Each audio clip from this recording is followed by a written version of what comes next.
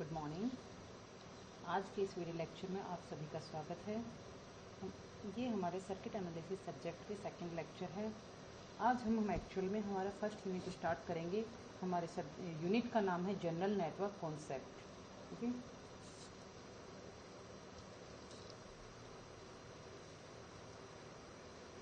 जो आज के लेक्चर में हम कंटेंट देखेंगे वो हम पढ़ेंगे कि नेटवर्क एलिमेंट्स क्या क्या होते हैं।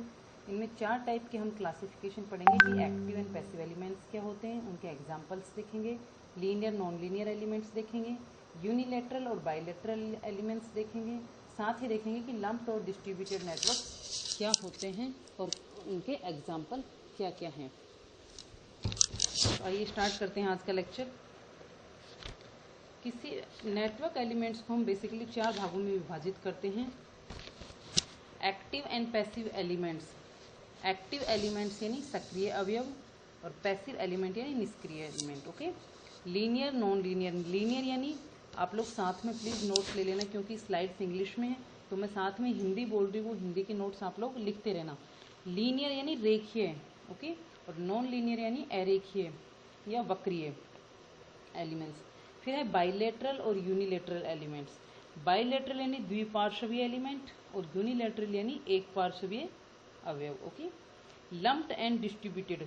लम्प्ड को बोलेंगे अवितरित या पिंडित एलिमेंट्स और डिस्ट्रीब्यूटेड यानी वितरित अवयव जाल। ओके, ये एक्टिव पैसिव एलिमेंट्स भी बोलते हैं और एक्टिव पैसिव एलिमेंट नेटवर्क्स भी लिखते हैं। ठीक है, फर्स्ट जो हमारा है वो है हमारे एक्टिव एलिमेंट्स क्या क्या होते हैं। देखिए, नाम से ही पता चलता है एक्टिव एलिमेंट्स क्या होंगे। एक्टिव यानी सक्रिय हैं, लगातार कुछ ना कुछ काम कर रहे हैं। The active elements have the capability to deliver average power greater than 0 for infinite period of time to the connected device. कि एक्टिव एलिमेंट्स होते हैं उनकी कैपेसिटी होती है कि वो कंटिन्यूसली पावर डिलीवर करते रहें, किसी जो उनके साथ डिवाइस कनेक्ट हो उसको लगातार पावर सप्लाई देते रहते हैं। ऐसे एलिमेंट्स को हम बोलते हैं एक्टिव एलिमेंट्स। ठीक है, एक्टिव एलिमेंट्स की सेकंड प्रॉपर्टी होती है कि इनके अंदर एम्प्लीफिकेशन की, सेल्फ एम्प्लीफिकेशन की प्रॉपर्टी होती है कि सिग्नल को सप्लाई देने के साथ पावर की एम्प्लीफिकेशन भी प्रोवाइड करते हैं।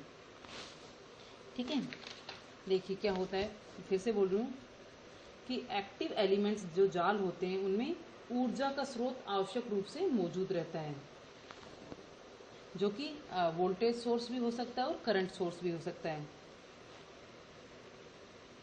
और ये बहुत लंबे समय के लिए या फिर समझ लीजिए इनफाइनाइट टाइम के लिए लगातार एनर्जी या ऊर्जा प्रोवाइड करते रहते हैं, प्रदान करते रहते हैं। ऐसे एलिमेंट्स को हम बोलते हैं एक्टिव एलिमेंट्स, जो खुद की जिनके पास ऊर्जा होती है, जो कि एनर्जी प्रोड्यूस कर पाते हैं।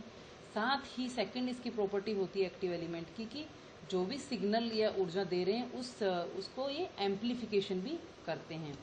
Active components are those who deliver or produce energy or power in the form of voltage and current and able to amplify the power of a signal। कि जो वोल्टेज और करंट के रूप में ऊर्जा प्रदान करते हैं, साथ ही सिग्नल को एम्प्लीफिकेशन भी प्रदान करते हैं, यानी लो वोल्टेज सिग्नल को हाई वोल्टेज सिग्नल बना देते हैं, एम्प्लीफिकेशन बोलते हैं उसको। एग्जाम्पल इसके हो गए कोई भी आइडियल पावर सोर्स जो हम पढ़ेंगे, जो एक्चुअल में प्रेजेंट नहीं होती। आइडियल सोर्स हम मान के चलते हैं कि 5 वोल्ट की एक बैटरी है, तो हम मानते हैं वो 5 वोल्ट की बैटरी इनफाइनाइट टाइम के लिए 5 वोल्ट की ही सप्लाई देती रहेगी। एक्चुअल में ऐसा नहीं होता। आपके फ़ोन में बैटरी देख ली कितने टाइम के लिए चलती है, ऐसा थोड़ी कि आपने एक बार चार्ज कर लिया और ये लगातार चल रही है 2 महीने 3 महीने 4 महीने, ऐसा नहीं होता। आपको एक दिन मैक्सिमम होता है कि आपको फिर से उसको चार्ज करना पड़ता है। तो ऐसे एक्टिव एलिमेंट्स जो होते हैं वो हम मानते हैं ideal power source, ideal current source मान लीजिए, या आइडियल वोल्टेज सोर्स, उनको हम बोलेंगे एक्टिव एलिमेंट्स। दूसरा ही एग्जाम्पल है बैटरी। बैटरी जो कंटिन्यूस एनर्जी प्रदान करती रही, या फिर डायोड्स, ट्रांजिस्टर्स, एससीआर, इनको एक्टिव एलिमेंट्स क्यों बोलते हैं? क्योंकि ये सिग्नल को एम्प्लीफाई करते हैं। इनकी खुद की ऊर्जा होती है जो सिग्नल को देते हैं। जैसे मान लीजिए क्या कहते हैं, ट्रांजिस्टर में एक सिग्नल हम 5 वोल्ट का सिग्नल दे रहे हैं, एज ए अगर ट्रांजिस्टर एम्पलीफायर काम कर रहा है तो उसी 5 वोल्ट को कुछ गेन के साथ एम्पलीफाई करके 50 वोल्ट का सिग्नल हमें प्रदान कर सकता है। ठीक है, तो ऐसे एलिमेंट्स जो लंबे समय के लिए ऊर्जा प्रदान करते हैं, साथ ही दूसरी इनकी जो प्रॉपर्टी होती है वो ये होती है कि सिग्नल का एम्पलीफिकेशन भी करते हैं, उनको हम बोलते हैं एक्टिव एलिमेंट्स। नेक्स्ट हमारा है पैसिव एलिमेंट्स। पैसिव एलिमेंट्स क्या होंगे? जस्ट एक्टिव एलिमेंट्स के अपोजिट होते हैं। पैसिव एलिमेंट्स वो होते हैं जो एनर्जी को रिसीव करते हैं, एब्जॉर्व करते हैं, खुद की जिनके अंदर कोई ऊर्जा नहीं होती। निष्क्रिय स्रोत, निष्क्रिय अवयव, कि इनके अंदर कोई ऊर्जा विद्यमान नहीं होती, खुद की कोई ऊर्जा नहीं होती, किसी और से ऊर्जा लेते हैं, उसको एब्जॉर्व करते हैं, डिसिपेट करते हैं, खुद के अंदर स्टोर करते हैं, लेकिन खुद से कोई भी ऊर्जा कभी भी प्रोड्यूस नहीं कर सकते हैं। ओके, एग्जाम्पल देख लीजिए, जैसे रेजिस्टर हो गए, कैपेसिटर हो गए। कैपेसिटर क्या करता है? वोल्टेज स्टोर करता है, लेकिन वोल्टेज खुद से पैदा नहीं करता वो। जब हम उसको पावर सप्लाई से कनेक्ट करते हैं तो अगर वो 5 वोल्ट उसकी कैपेसिटी स्टोर करने की, तो वो 5 वोल्ट को स्टोर करेगा, कुछ समय के लिए स्टोर करेगा। धीरे धीरे जैसे अगर हमने सोर्स हटा दिया तो वो पावर धीरे धीरे डिसिपेट हो जाएगी, खत्म हो जाएगी। ठीक है, ऐसे ही इंडक्टर करता है, कुछ टाइम के लिए एनर्जी को स्टोर करता है। ठीक है, A passive component is an electronic component which can only receive energy, जो सिर्फ एनर्जी को रिसीव करता है। which it can either dissipate, जो उसे डिसिपेट करता है यानी खत्म करता है, एब्जॉर्ब कर सकता है और स्टोर कर सकता है इन इलेक्ट्रिक फील्ड और मैग्नेटिक फील्ड। यानी अगर कैपेसिटर है तो इलेक्ट्रिक फॉर्म में स्टोर करता है और इंडक्टर है तो मैग्नेटिक फॉर्म में स्टोर करता है। नेक्स्ट देखिए, passive elements do not need any form of electric power to operate, कि इन्हें ऑपरेशन के लिए कोई भी एनर्जी की आवश्यकता नहीं होती। पैसिव एलिमेंट्स को, रेसिस्टर को अगर हमें ऑपरेट करना है तो हमें उसे करंट कोई भी सोर्स या एनर्जी सोर्स लगाने की आवश्यकता नहीं होती है। Passive components are those who utilize और store energy in the form of voltage और करंट। ठीक है, आ गया कॉन्सेप्ट समझ में कि पैसिव एलिमेंट होते हैं जो खुद की कोई ऊर्जा नहीं होती, जो ऊर्जा प्रदान नहीं कर सकते हैं, सिर्फ ऊर्जा को एब्जॉर्व करते हैं, अपने अंदर स्टोर करते हैं, लेकिन खुद की उनकी आंतरिक कोई ऊर्जा नहीं होती। ऐसे एलिमेंट्स को हम बोलते हैं पैसिव एलिमेंट्स। एग्जाम्पल हो गए resistor, inductor, capacitor, transformer. Okay, next जो हम आ गए लीनियर और नॉन लीनियर एलिमेंट्स क्या होते हैं। लीनियर यानी रेखीय अवयव और नॉन लीनियर यानी अरेखीय वक्रीय अवयव। तो लीनियर एलिमेंट्स क्या होते हैं? लीनियर मतलब कंटिन्यूसली वोल्ट इनपुट और आउटपुट का जो रिलेशनशिप होगा ऐसे एलिमेंट्स में वो लीनियर होगा, समय के साथ धीरे धीरे लगातार सेम प्रोपोर्शन में बढ़ता है। ऐसे एलिमेंट्स को बोलते हैं लीनियर एलिमेंट्स। जैसे कि अगर आप लोगों को याद हो तो ओम्स लॉ क्या होता था? ओम्स लॉ में V is directly proportional to I होता था, यानी वोल्टेज होता है वो करंट के सीधा प्रोपोर्शनल होता है। तो V बराबर RI हम लिखते थे। तो जो रेसिस्टर बनते हैं वो एक लीनियर एलिमेंट है, जो अगर हम रेसिस्टर के अंदर वोल्टेज बढ़ाएंगे तो करंट बढ़ाएंगे रेसिस्टर में तो वोल्टेज भी उसी प्रोपोर्शन में बढ़ेगा। तो linear circuit is an electric circuit in which circuit parameters that is resistance, inductance, capacitance, waveform और फ्रीक्वेंसी, ये सर्किट के पैरामीटर आर कॉन्स्टेंट। यानी एक ऐसा इलेक्ट्रिक सर्किट जिसमें सर्किट के पैरामीटर जैसे रेसिस्टर, कैपेसिटर, इंडक्टर, इंडक्टेंस की वैल्यू कांस्टेंट होती है। अगर हमने कांस्टेंट होती है तो देखिए क्या करेंगे, मान लीजिए एक सर्किट है जिसमें एक रेसिस्टेंस कनेक्ट है। अगर हम उस सर्किट में करंट इंक्रीज कर रहे हैं तो साथ ही अगर जैसे ये एग्जाम्पल इसमें लगा हुआ है, ये रेसिस्टर लगा हुआ है, तो अगर हम यहाँ पे करंट का मान इंक्रीज करेंगे तो इस रेसिस्टर में जो ER वोल्टेज होगा उसका वैल्यू भी इंक्रीज होगी। यानी जितना अमाउंट में करंट इंक्रीज होगा उसी अमाउंट में वोल्टेज इंक्रीज हो जाएगा, यानी प्रोपोर्शनली बढ़ेगा। ये देखिए V और I का रिलेशनशिप क्या है, जैसे जैसे करंट की वैल्यू बढ़ रही है वैसे वैसे वोल्टेज की वैल्यू बढ़ रही है। अगर करंट यहाँ 1 वोल्ट है तो यहाँ वोल्टेज भी 1 वोल्ट है, करंट यहाँ 2 वोल्ट है तो वोल्टेज भी 2 वोल्ट है। तो फिर से देखिए, लीनियर सर्किट है electric circuit in which circuit parameters are constant, जो सर्किट के पैरामीटर होते हैं वो कांस्टेंट होते हैं। In other words a circuit whose parameters are not changed with respect to current और वोल्टेज, कि सर्किट के जो पैरामीटर है उनका करंट और वोल्टेज पर करंट और वोल्टेज का उनके ऊपर कोई असर नहीं होता। अगर करंट बढ़ रहा है तो वोल्टेज ऑटोमेटिक बढ़ रहा है, यानी उनकी खुद की वैल्यू पर कोई प्रभाव नहीं पड़ता है। ऐसे एलिमेंट्स को हम बोलते हैं लीनियर एलिमेंट्स, जैसे resistor, capacitor, inductor. Linear elements have linear VI relationship that is straight line passing through origin, कि लीनियर एलिमेंट को आप अगर हम ग्राफ के थ्रू देखते हैं तो उनकी रिलेशनशिप होता है कि स्ट्रेट लाइन होगी जो किसके थ्रू पास होगी, ओरिजिन के थ्रू पास होगी। Linear elements obey superposition theorem. Superposition theorem अभी के लिए आप स्टेटमेंट देख लीजिए। सुपरपोजिशन थ्योरम होती है जैसे कि एक हम इक्वेशन लिखते हैं, क्वाड्रेटिक इक्वेशन x1 + x2 बराबर y1 + y2। ठीक है, तो अगर मैं फिर से लिखती हूँ ax1 + bx2 बराबर हाँ ठीक है, ax1 + bx2 बराबर cx1 + dy2। यानी अगर हम इनपुट में 5 से गुणा कर रहे हैं तो ऑटोमेटिकली आउटपुट में भी 5 से गुणा हो जाएगा। इस प्रकार की हम थ्योरम को बोलेंगे सुपरपोजिशन थ्योरम। अभी हम आगे पढ़ेंगे कि जैसे मान लीजिए x + y = z है, ठीक है। तो 5x प्लस 5y बराबर 5z होना चाहिए। अगर हम कंप्लीट को 5 से गुणा करते हैं तो इक्वेशन में कोई चेंज नहीं आना चाहिए, रिजल्ट भी उसी प्रोपोजिशन में बढ़ना चाहिए। इसको बोलेंगे सुपरपोजिशन थ्योरम। ठीक है। तो लीनियर एलिमेंट्स होते हैं वो सुपरपोजिशन थ्योरम को फॉलो करते हैं। In linear elements response of the output is directly proportional to input. ठीक है। समझ में आ गई कि जैसे आउटपुट अगर हम इनपुट अगर हमारा बदल रहा है तो आउटपुट भी उसी प्रोपोर्शन में बदल रहा है। ओम्स लॉ देखिए V directly proportional to I होता है। तो ऐसे एलिमेंट्स जिसमें वोल्टेज डायरेक्टली प्रोपोर्शनल, तो अगर हमने इनपुट करंट दिया है और आउटपुट हमें वोल्टेज मिल रहा है तो वोल्टेज और करंट डायरेक्टली प्रोपोर्शनल है, समानुपाती हैं, तो ऐसे एलिमेंट्स को हम बोलते हैं लीनियर एलिमेंट या रेखीय अवयव। ओके। एग्जाम्पल इसका हो गया रेसिस्टर। नेक्स्ट देखिए नॉन लीनियर एलिमेंट्स। लीनियर का इन्वर्स हो गया नॉन लीनियर एलिमेंट्स की, जिसमें वोल्टेज और करंट यानी इनपुट और आउटपुट समानुपात रूप से समानुपाती नहीं होते। इनपुट या आउटपुट एक दूसरे के समानुपाती नहीं होती, यानी इनपुट बढ़ रहा है, हो सकता है आउटपुट उस समय कांस्टेंट हो जाए, इनपुट को बढ़ाए जा रहे हैं, आउटपुट घटता जा रहा है। तो ऐसे एलिमेंट्स को हम बोलते हैं non linear elements.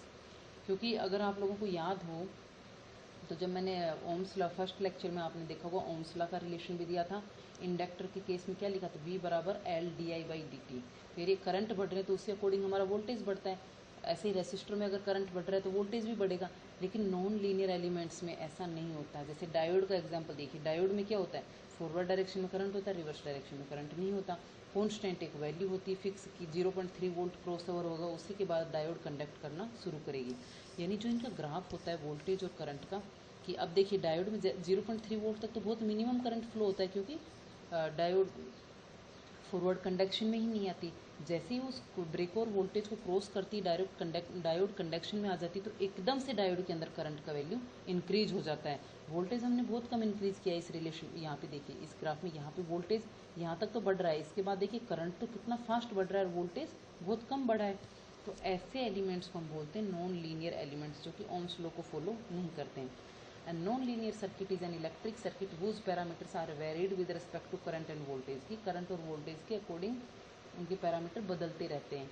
In other words an electric circuit in which circuit parameters is not constant. इस सर्किट के पैरामीटर कॉन्स्टेंट नहीं होते, यानी input directly proportional to output नहीं होता। ऐसे एलिमेंट्स को हम बोलते हैं non linear elements. These are elements in which the relation between voltage and current is a non linear function. कि वोल्टेज और करंट में जो रिलेशनशिप है वो नॉन लीनियर रहेगा, लीनियर नहीं रहेगा। लीनियर का मतलब फिर से समझ लीजिए, लीनियर का मतलब रेखीय। कि वो जो हमने पिछली स्लाइड में देखा था ये लीनियर है, कि जितना करंट बढ़ेगा उतना ही वोल्टेज बढ़ेगा।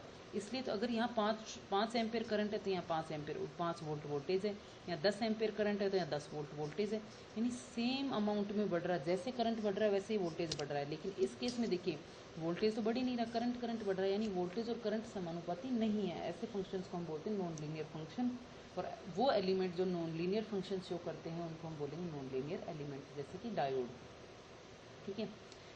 इन डायोड ट्रांजिस्टर ये सारे नॉन लीनियर डिवाइसेस हैं। In the non linear circuit the output characteristic is like a curve line which is between in the voltage and current. कि वोल्टेज और करंट में जो आउटपुट रिलेशनशिप है वो कर्व होगा, एक लीनियर लाइन नहीं होगी, रेखीय लाइन नहीं होगी। ऐसे एलिमेंट को हम बोलेंगे।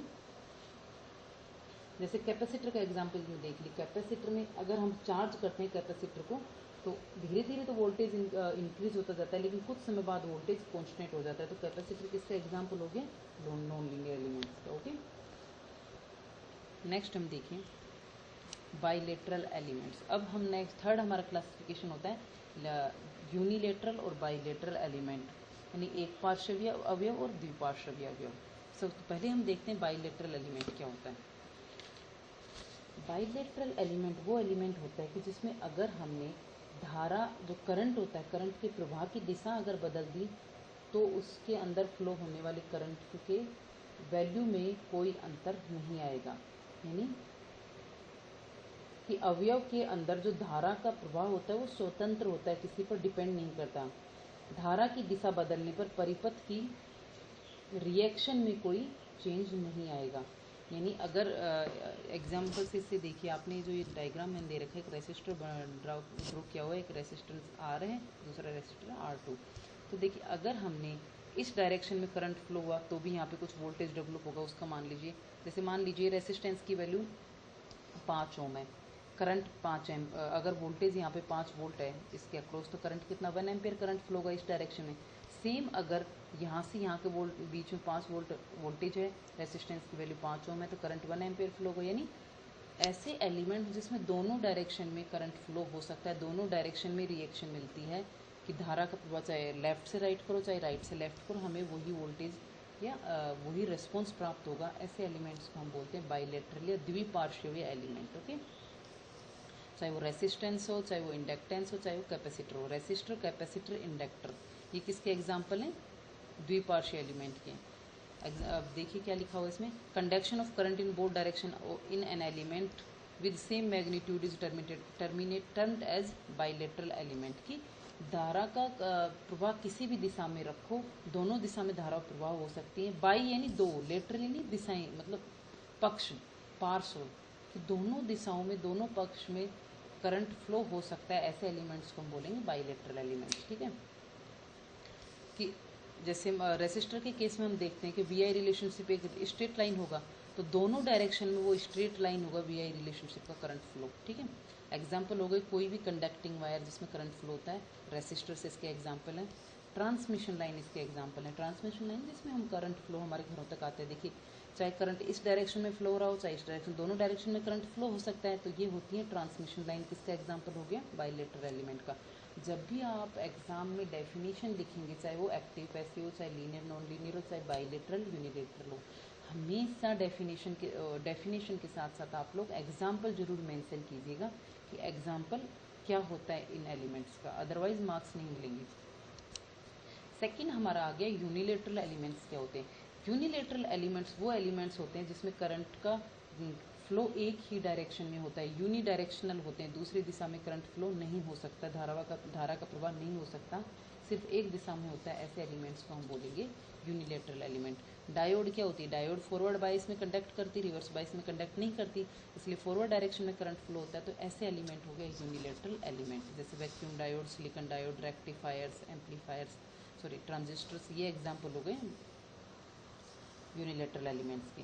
ये देखिए, ये मैंने एक दिखाया है डायग्राम से रिप्रेजेंट करके कि एक डायोड दी गई है, डायोड में फॉरवर्ड डायरेक्शन में तो करंट फ्लो होगा, तो उस समय कुछ रेसिस्टेंस होगा, और रिवर्स डायरेक्शन में भी करंट फ्लो होगा। अब भी करंट तो फ्लो होगा, रिवर्स डायरेक्शन में रिवर्स वाइज करंट फ्लो होता है, लेकिन दोनों करंट का वैल्यू सेम नहीं होता है। फॉरवर्ड में हाई करंट फ्लो होता है, रिवर्स में माइनॉरिटी करंट फ्लो होता है। तो इस केस में जो रेसिस्टेंस R1 है, इस केस में जो रेसिस्टेंस R2 है, दोनों की वैल्यू सेम नहीं होगी। यानी दोनों दिशाओं में करंट फ्लो होते हैं, उस केस में ये एक जैसी प्रॉपर्टी शो नहीं करता है, इसका आउटपुट एक सा नहीं होता है, रिस्पॉन्स एक सा नहीं होता है सर्किट का, दोनों दिशाओं में करंट फ्लो होने के केस में, इसलिए इसको बोलेंगे यूनिलेटरल।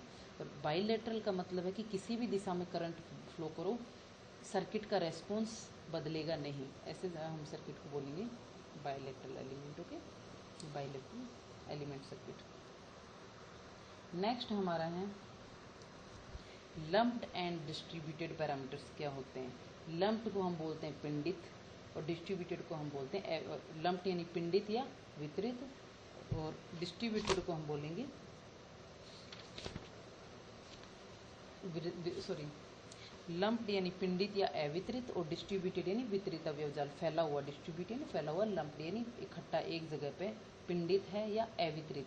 हिंदी में लिख लीजिए, लम्प्ड यानी पिंडित या अवितरित अवयव, और डिस्ट्रीब्यूटेड यानी वितरित अवयव। ओके, अब देखिए लम्प्ड पैरामीटर्स क्या होते हैं। जब भी हम सर्किट की बात करते हैं तो लम्प्ड पैरामीटर होते हैं, इस प्रकार का जाल होता है जिसमें कि RLC की वैल्यू को हम सर्किट में देख सकते हैं एक्चुअली, और जो RLC रेसिस्टर, कैपेसिटर, इंडक्टर होता है, जो भी सर्किट की वैल्यू होती है वो एक डायरेक्शन में चेंज होती है, यानी सिर्फ एक क्वांटिटी पे डिपेंड होती है, जैसे स्पेशली समय पे डिपेंड होती है। तो एक्सक्यूज मी,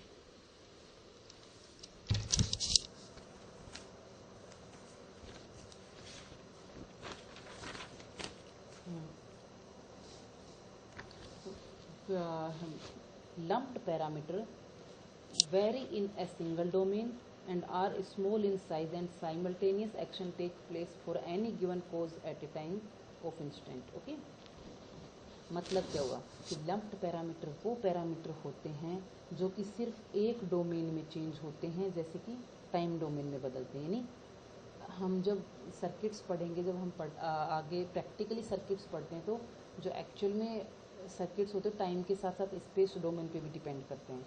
तो जो ऐसे पैरामीटर जो कि हम नेटवर्क सर्किट में जो स्मॉल पैरामीटर्स पढ़ते हैं वो लम्प्ड पैरामीटर होते हैं, जिनकी कि एलिमेंट्स को सर्किट में हम अलग अलग प्रदर्शित कर सकते हैं। जैसे RLC है तो रेसिस्टर, कैपेसिटर, इंडक्टर को हम किसी भी सर्किट में अलग अलग प्रदर्शित कर सकते हैं, और ये स्मॉल सर्किट के केस में ही होता है। तो लम्प्ड पैरामीटर वो पैरामीटर होते हैं जिनको कि हम सर्किट में अलग अलग रूप से प्रदर्शित किया जा सकता है, साथ ही सिर्फ एक टाइम डोमेन में चेंज होते हैं, जो कि एक डोमेन में परिवर्तित होते हैं, जो कि टाइम डोमेन होता है। The elements building lumped system are thought of being concentrated at a singular point in space, so the physical quantity depend only on time। कि ऐसे सर्किट या ऐसे पैरामीटर सिर्फ एक फिजिकल क्वांटिटी पर डिपेंड होते हैं, जो कि समय होता है, और इसका एग्जाम्पल हो गया रेसिस्टर, इंडक्टर और कैपेसिटर। ठीक है, तो इसको बता देती हूँ। लम्प्ड पैरामीटर यानी पिंडित जाल या पिंडित अवयव, ऐसे अवयव जो सिर्फ एक डोमेन में परिवर्तित होते हैं, साथ ही जिनको उन एलिमेंट्स को हम सर्किट में अलग अलग प्रदर्शित कर सकते हैं। इससे कि सर्किट का सिंप्लीफिकेशन इजी हो जाता है। जैसे रेसिस्टर, कैपेसिटर और इंडक्टर को हमने अलग अलग प्रदर्शित कर दिया।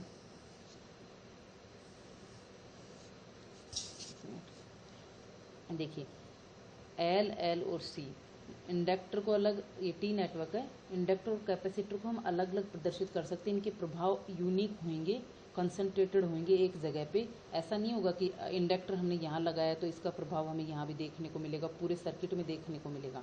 इंडक्टर यहाँ लगाया तो उसके प्रभाव को हम यहीं देखेंगे, कैपेसिटर यहाँ लगाया तो उसके प्रभाव को यहीं देखेंगे। ऐसे सर्किट्स को हम बोलते हैं लम्प्ड सर्किट या लम्प्ड एलिमेंट्स, जिनको कि सर्किट में जो कि कंसंट्रेटेड होते हैं, सिर्फ एक जगह पे एक डोमेन में परिवर्तित होते हैं, जिनको हम सर्किट में अलग अलग प्रदर्शित कर सकते हैं। ठीक है, नेक्स्ट देखिए डिस्ट्रीब्यूटेड क्या होते हैं।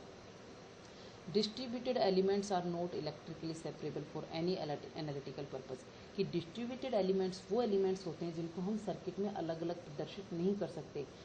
कि मान लीजिए एक, जैसे कि हम ट्रांसमिशन लाइन के केस में देखते हैं कि एक रेसिस्टर कहीं लगा हुआ है, RLC कहीं लगा हुआ, तो उस रेसिस्टेंस का प्रभाव पूरी लाइन पे हमें शो होगा, कैपेसिटेंस का प्रभाव पूरी लाइन पे हमें शो होगा। तो ऐसे एलिमेंट्स जिसमें कि हमें, जिसका प्रभाव हम एक सेपरेटली शो नहीं कर सकते, उसका प्रभाव हमें पूरी लाइन के ऊपर देखने को मिलता है, हम फिजिकली उनको अलग अलग नहीं कर सकते, ऐसे एलिमेंट्स को हम बोलते हैं डिस्ट्रीब्यूटेड एलिमेंट। ठीक है, डिस्ट्रीब्यूटेड देख नाम से देखिए, लम्प्ड यानी इकट्ठा है, एक जगह पे लगा हुआ है, डिस्ट्रीब्यूटेड यानी फैला हुआ है, कि एक कैपेसिटर कहीं लगा है लेकिन उसका प्रभाव पूरे सर्किट में देखने को मिलता है, ऐसे को हम बोलेंगे डिस्ट्रीब्यूटेड यानी फैला हुआ है, वितरित है।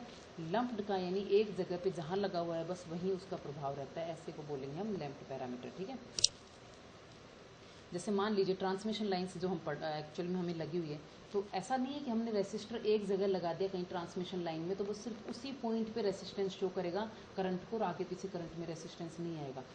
ट्रांसमिशन लाइन में अगर कहीं थोड़ा सा रेसिस्टेंस है तो पूरे ट्रांसमिशन लाइन के अलोंग वो रेसिस्टेंस रहेगा। तो ऐसे नेटवर्क्स को हम बोलते हैं डिस्ट्रीब्यूटेड या वितरित एलिमेंट्स। ठीक है, एग्जाम्पल हो गया transmission line has its distributed RLC through its entire length.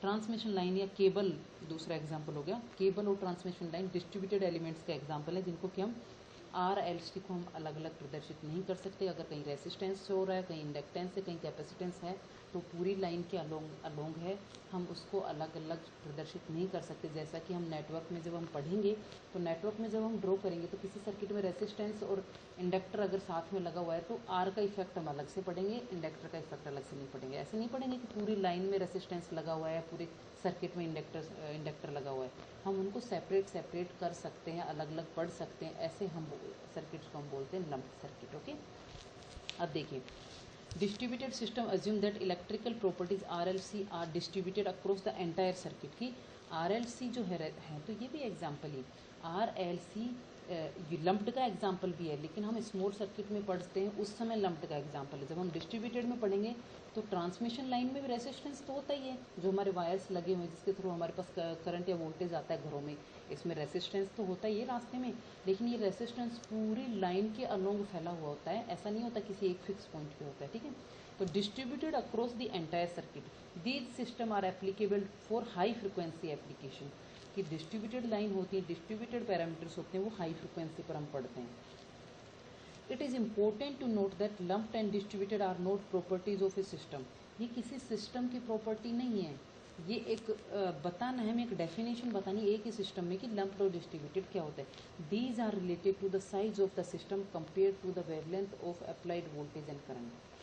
कि कोई सर्किट में लम्प्ड पैरामीटर है या डिस्ट्रीब्यूटेड पैरामीटर, ये किसके द्वारा डिसाइड किया जाता है, उस सर्किट के उस सिस्टम का साइज कितना है और उसकी उसमें यूज की जाने वाली वोल्टेज या करंट की वेवलेंथ क्या है, उन दोनों पे डिपेंड करता है। यानी साइज और वेवलेंथ पे डिपेंड करता है कि ये जो एलिमेंट वो लम्प्ड है या डिस्ट्रीब्यूटेड सिस्टम है। यानी लम्प्ड सिस्टम है, डिस्ट्रीब्यूटेड सिस्टम, ये डिपेंड किस पे करेगा, उस सिस्टम के साइज पर और उसकी वेवलेंथ पर।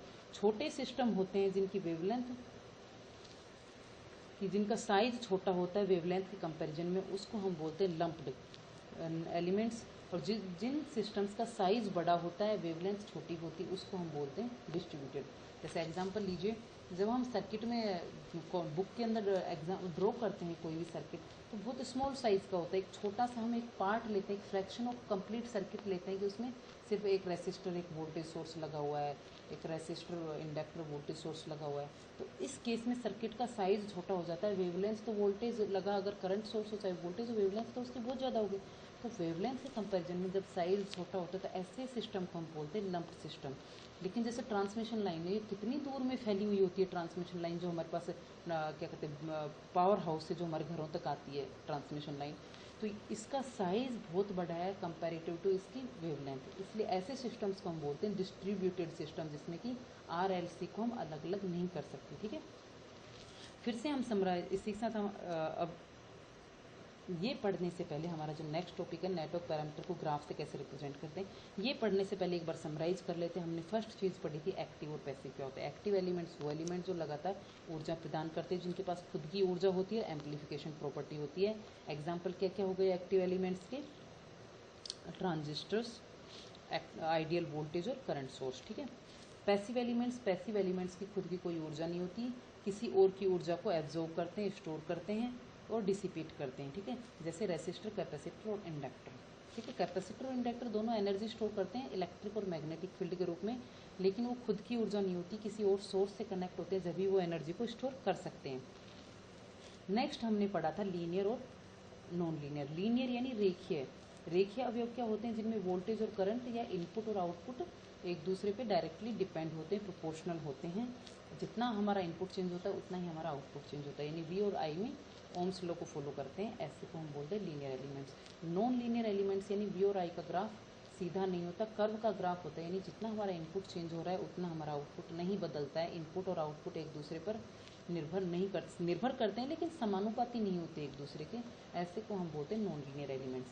फिर हमने पढ़ा था यूनिलेटरल और बाईलेटरल क्या होते हैं। यूनिलेटरल ऐसे एलिमेंट्स होते हैं जिनमें सिर्फ एक डायरेक्शन में ही करंट फ्लो होता है, यानी अगर हम उसमें धारा प्रवाह करते हैं तो दोनों डायरेक्शन में धारा प्रवाह होगी, लेकिन दोनों का रिस्पॉन्स सेम नहीं होगा, यानी सिर्फ एक डायरेक्शन में हम करंट फ्लो करते हैं, ऐसे यूनिलेटरल।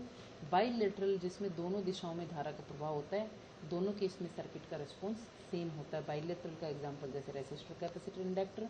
यूनिलेटरल का एग्जाम जैसे डायोड और ट्रांजिस्टर, ओके।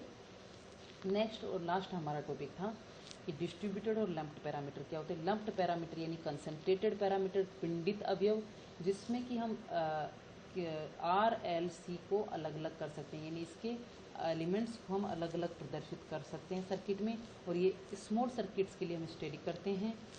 ये जो एलिमेंट्स होते हैं सिर्फ एक डोमेन में परिवर्तित होते रहते हैं, जो कि टाइम डोमेन है।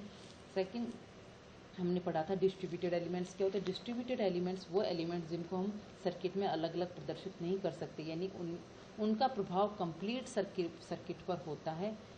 जैसे कि ट्रांसमिशन लाइन, ठीक है। और इनको किस आधार पे हम विभाजित करते हैं लंप्ड और डिस्ट्रीब्यूटेड को? ये डिपेंड करता है कि सर्किट का साइज़ कंपेयर टू इसकी वेवलेंथ कितना है। अगर सर्किट छोटा है वेवलेंथ के कंपैरिजन में, तो स्मॉल साइज सर्किट है तो वो लंप्ड सर्किट होता है। अगर सर्किट का साइज़ बड़ा है या सिस्टम का साइज़ बड़ा है इसकी वेवलेंथ के कंपैरिजन में, तो ये डिस्ट्रीब्यूटेड सर्किट होता है, ठीक है। ये हमारा आज के 4 क्लासिफिकेशन कवर होते हैं कि कौन कौन से हमें नेटवर्क, बेसिक नेटवर्क कॉन्सेप्ट में कौन कौन से हमें एलिमेंट्स पढ़ने थे। अब देखिए ग्राफिकली रिप्रेजेंट किए हुए हैं यहाँ पे 9 ग्राफ्स दिए गए हैं। ग्राफ को देख के आपको कैसा पता चलता है किसी भी सिस्टम का अगर ग्राफ दिया गया है तो उससे हम कैसे डिसाइड करेंगे कि वो पैसिव है, एक्टिव है, लीनियर, नॉन लीनियर है, बाइलेटरल है, यूनिलेटरल है, ठीक है। फर्स्ट ग्राफ देखिए, वी और आई का ग्राफ है, ठीक है, वोल्टेज और करंट का ग्राफ है। सबसे पहले डिसाइड करिए एक्टिव या पैसिव कैसे डिसाइड करते हैं। एक्टिव और पैसिव डिसाइड करने के लिए उसके पास खुद की एनर्जी होनी चाहिए, यानी वी और आई का रेशियो नेगेटिव होना चाहिए। वोल्टेज और करंट का रेशियो अगर नेगेटिव आता है तो वो एक्टिव एलिमेंट है, और अगर पॉजिटिव आता है तो पैसिव एलिमेंट है। ये आप लोग लिख लीजिए, डिसाइड करने का तरीका क्या है एक्टिव और पैसिव का। अगर वी आई का रेशियो ग्राफ में नेगेटिव आता है तो एक्टिव है, और अगर पॉजिटिव आता है तो पैसिव है। जैसे फर्स्ट ग्राफ में देखिए, वोल्टेज और करंट का रेशियो क्या आ रहा है, वी भी पॉजिटिव है, आई भी पॉजिटिव है। नीचे वाले केस में वी भी नेगेटिव है, आई भी नेगेटिव, तो हर केस में इसका रेशियो क्या आएगा, प्लस का आएगा वी और आई। यानी अगर फर्स्ट क्वाड्रेंट में और थर्ड क्वाड्रेंट में ग्राफ होता है तो पैसिव होता है, और किसी भी क्वाड्रेंट में होता है बचे हुए दोनों में तो वो एक्टिव होता है, ठीक है। सेकेंड है लीनियर। लीनियर तो पता चल रहा है जितना वी बदल रहा है उतना आई बदल रहा है, इस केस में भी लीनियर, यानी स्ट्रेट लाइन है तो लीनियर रिलेशनशिप है। बाइलेटरल का मतलब क्या है, दोनों डायरेक्शन में है, प्लस वाले डायरेक्शन में भी है, माइनस वाले डायरेक्शन में, यानी किसी भी डायरेक्शन में करंट अप्लाई करो दोनों में रिस्पॉन्स सेम आ रहा है तो बाइलेटरल हो गया। सेकंड ग्राफ देखिए, यहाँ पे वी आई का रेशियो यानी फर्स्ट और थर्ड क्वाड्रेंट के अगर सेकंड क्वाड्रेंट में आ रहा है, जो यहाँ पॉजिटिव वी नेगेटिव आई, तो दोनों का रेशियो क्या आएगा, नेगेटिव आएगा, तो ये हो गया एक्टिव एलिमेंट, ठीक है। लीनियर नहीं है क्योंकि लीनियरली बदल नहीं रहा है, इसलिए नॉन लीनियर। डायरेक्शन क्या आएगा, यूनिलेटरल आएगा। बाइलेटरल हमेशा स्ट्रेट दोनों लाइन, दोनों ग्राफ में होंगी, दोनों इसमें होंगी। यूनिलेटरल मतलब एक डायरेक्शन में बदल रहा है। इसमें देखिए एक्टिव है क्योंकि नेगेटिव रेशियो आएगा, नॉन लीनियर है और यूनिलेटरल है, ठीक है। यहाँ देखिए पैसिव है क्योंकि यहाँ पॉजिटिव, नॉन लीनियर है क्योंकि कुछ समय के लिए बदल रहा है उसके बाद कॉन्स्टेंट हो गया, नॉन लीनियर है। और यूनिलेटरल है, यूनिलेटरल किस लिए है, क्योंकि इस डायरेक्शन में और इस डायरेक्शन में सेम रिस्पॉन्स नहीं दे रहा है, इसलिए यूनिलेटरल है। नेक्स्ट देखिए, इसमें एक्टिव है क्योंकि नेगेटिव रेशियो है, नॉन लीनियर है, और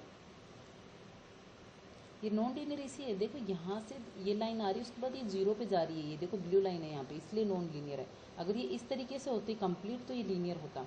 और यूनिलेटरल है सेम, इस सिंगल डायरेक्शन में, ये भी नॉन लीनियर है, यूनिलेटरल और पैसिव है। पैसिव इसलिए क्योंकि यहाँ पे इसका रेशियो जीरो पे आ रहा है। एक्टिव है, नॉन लीनियर है और यूनिलेटरल है।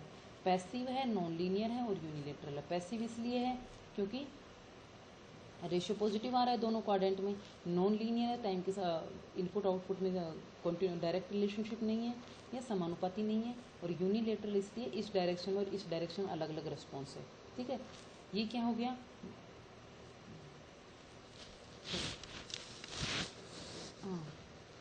ये देखिए बाइलेटरल है, इस डायरेक्शन में और इस डायरेक्शन में सेम रिस्पॉन्स, इसलिए बाइलेटरल है। पैसिव है और नॉन लीनियर है। ये हमने ग्राफ से डिसाइड कर ली कि हमारे कौन कौन से टाइप के एलिमेंट हैं। ये इसी के साथ आज के हमारा जो फर्स्ट 1.1 जो टॉपिक है यूनिट 1 का 1.1 नेटवर्क के कौन कौन से हमें प्रकार पढ़ने थे, एलिमेंट्स को, नेटवर्क एलिमेंट्स को 4 टाइप से क्लासिफिकेशन करना था, वो ख़त्म हुआ है। आई होप आप लोगों को समझ में आया होगा। Thank you, have a wonderful day.